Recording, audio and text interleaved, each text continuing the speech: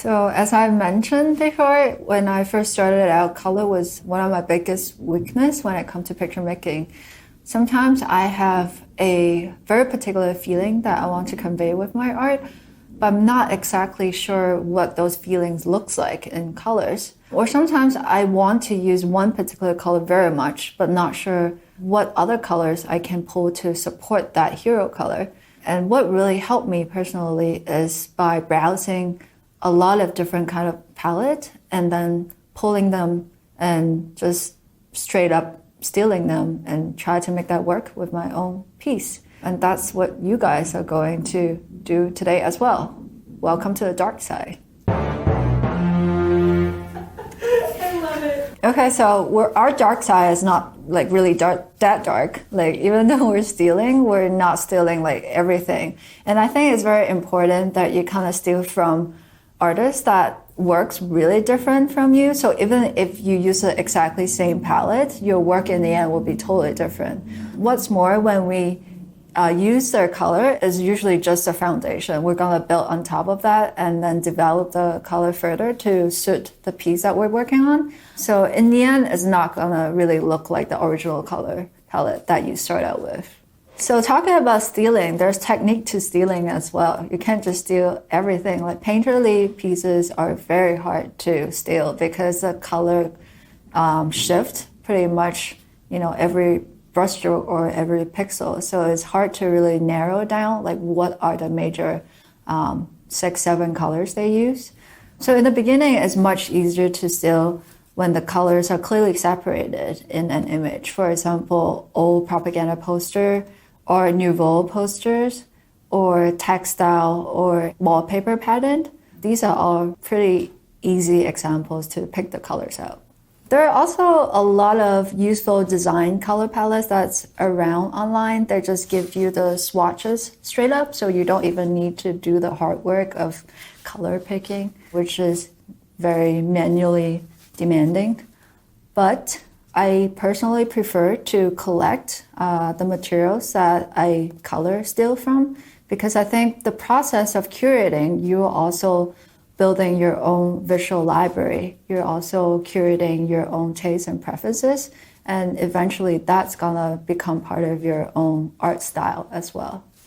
So I haven't always worked in digital. When I figured out that color was my weakness, the first media that I turned to was actually silk screening, because you're able to pre-mix the color, test it out, and see what they look like before you commit to a palette.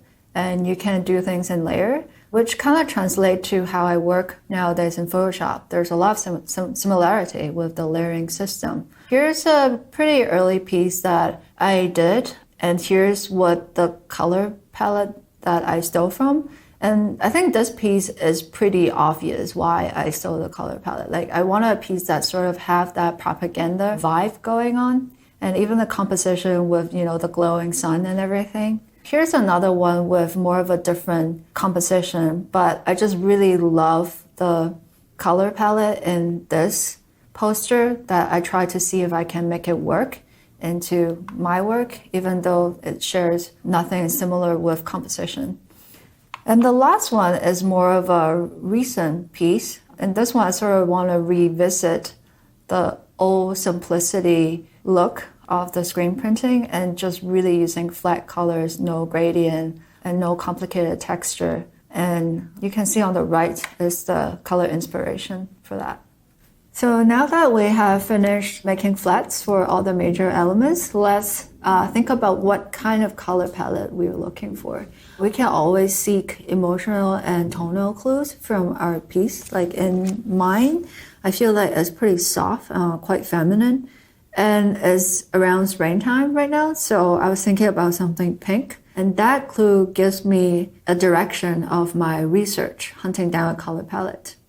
So one of my favorite places to look for color resources is my bookshelf. I have collected a lot of books just for the color. This is a series of books. This is one of them from the V&A Museum in England. It has amazing collection, just different kind of textile and different pattern. So I kind of bookmarked the ones that I thought could work that has the kind of like soft pink that I'm looking for. This is one of them.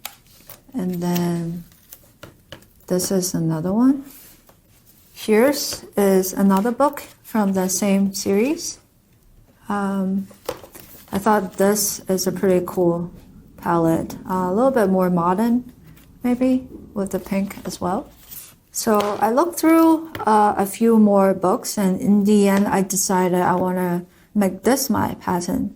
So this book are actually textile from Kimono.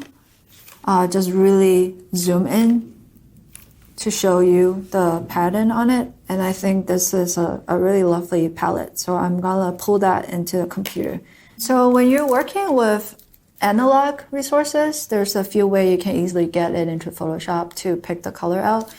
Scanning is one of them, or taking it with your smartphone. Everyone has a smartphone now. Make sure the color environment is good, white light, so it's not tinted with yellow.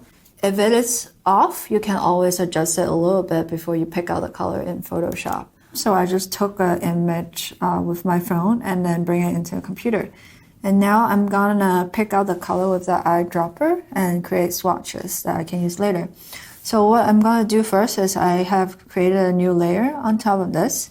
And on that new layer, I'm gonna set a gray bar background so that I can see the color I picked out. I'll just pick a mid-gray there and then fill it. And then have another layer on top of the gray layer.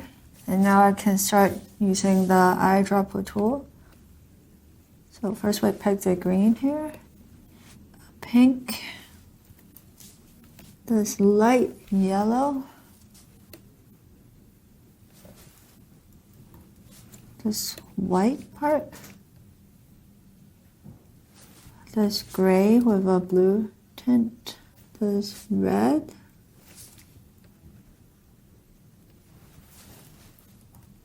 and finally this dark purple. So now we have 7 color swatches that we can bring into our work and use it. So I added the neutral color bar there just so I can see the color clearly, not being distracted by this layer right here. And also I think it's an interesting exercise to kind of understand color and see how the key points we are talking about, especially color relativity, is at work. For example, here like the green looks a lot more vibrant because it's adjacent to a sort of complementary pink. But here on the neutral gray, it starts to look a lot duller. So as you can see now, I have the color palette that I just built and then I dragged it into this loosely colored flat file, and I can start to apply them to the different layers, keeping in mind with the hierarchy that I want the image to have. And obviously, like in this one, I want the attention is with the lady. So I think I'm gonna have the red be in her hair because that's gonna be the most attention grabbing color. So this is her hair layer. I have it on layer lock. What that does essentially is locking the pixel. Notice if I don't have the layer lock and I try to fill, it just, filled it everything outside, or I have to really aim for it. But if I have the layer lock, then I can just use short key to fill, which is Alt Delete to fill the foreground color. That just makes the process a little bit faster for myself. And we remember that the higher contrast gives you the most attention. So let's think about using a lighter color for her skin. So then we have the high contrast with the hair and her skin. So let's pick this sort of near white color with a tint of blue here. And then again, we can use a shortcut to fill it, or you can simply fill it with this tool as well. And I think the shape, I sort of want the body to read as a continuous shape. And right now, this part is breaking it up. So I'm probably gonna turn the red dress into a similar value with the skin color, and the yellow seems like a good choice.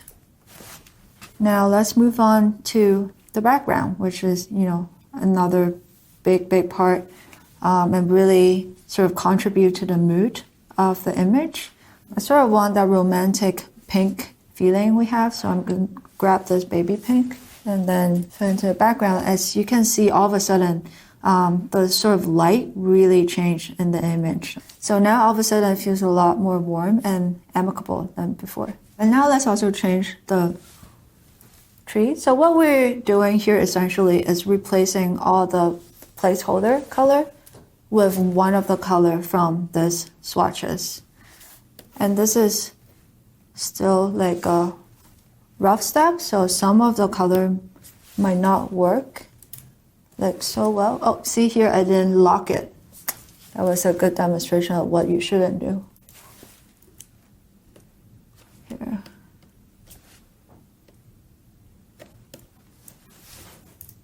And you can just keep going until you have pretty much filled out all the flats that you have created. And at this point, don't worry too much that I feel like I'm short on color yet. We're gonna expand on that. Right now, just try to stick with the swatches and use all of them for all your layers of flats. You can go ahead and do what I just did, create swatches and then use the swatch apply to your layers of flats. And the next step, we'll start developing those colors.